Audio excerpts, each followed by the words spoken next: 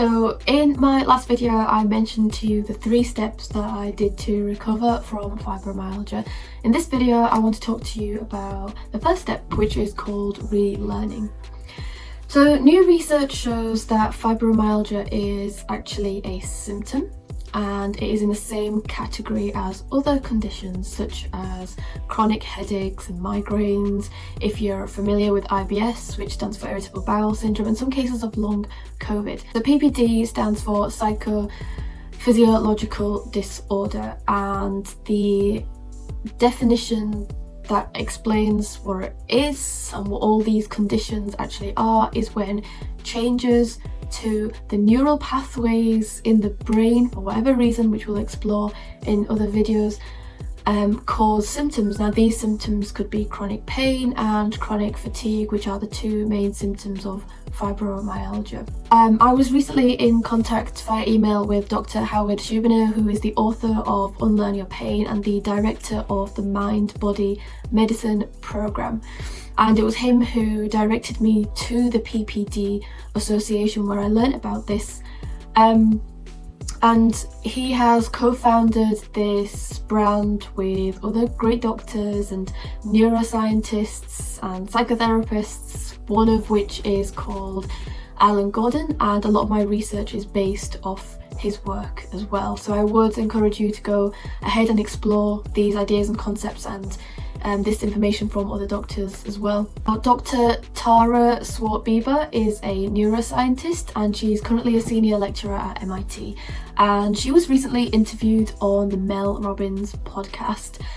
And the reason I'm bringing her up is because she mentioned something which is very in tune with what I want to capture in this video, is that everyone is capable of change, because every brain is capable of change. Our brain structures can change. Just how your body has learnt to produce symptoms when it shouldn't, it can also unlearn these symptoms and ways of working as well.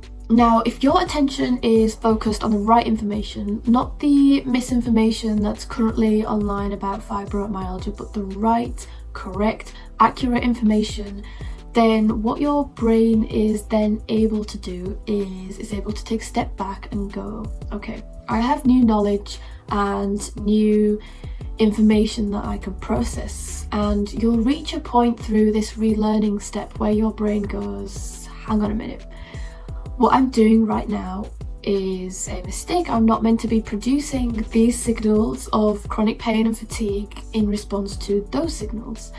And your brain can then more readily make the changes that it needs to adapt and better respond to what's happening in your body. So this step allows education to really start the process of healing off and prime our brains ready for that change. You need to start off by believing, being open to change, having hope. That desire will propel you towards recovery. That's why it's so important. And because once you have that motivation, and once you have that belief that actually I can get better, then what it means is, and it's not just a theory, I got better and I got my life back by doing these things.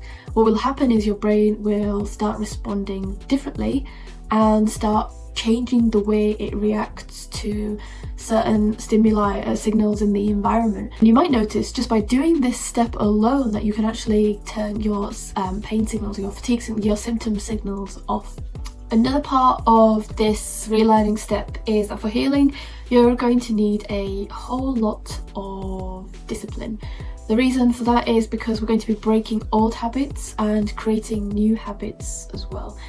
Now, oftentimes that means that healing will feel like a full-time job. It practically was for me.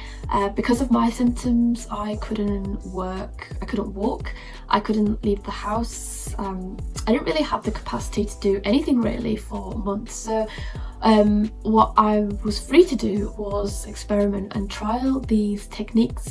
That means that you're going to need time and you're going to need space. So you need to make room for this healing to take place. So that's something to consider, and the amount of time and the amount of space you need will depend on your severity. You need an environment that feels safe and relaxing to you.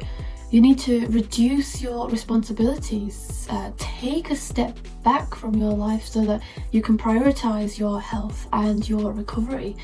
This relearning phase is also about prepping yourself. Take a look round at your life. What's zapping your energy, your resources? What's bringing you down instead of bringing you joy? What things trigger your pain? What makes you feel more stressed and more anxious? What you want to do is do a life clear out of these things as much as you possibly can, so you have the capacity, the mental, the physical, the emotional capacity to recover. Because taking in new information, continuously learning, building new habits, all this stuff is going to take your energy and time and space, so you want to start prioritizing your recovery. If you have any specific questions about this as well, or anything that I mentioned on this video, feel free to comment your questions below and I'll do my best to help as well. What else does relearning look like? The beauty of this step is that you've already begun just by watching these videos.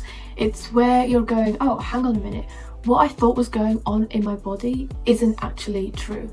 And it's learning new things, it's challenging what you already know, and just being open to new knowledge. I'm going to wrap things up here. I'm going to put the other content in part 2 of the relearning step. Thank you so much for watching, and I'll see you in the next video.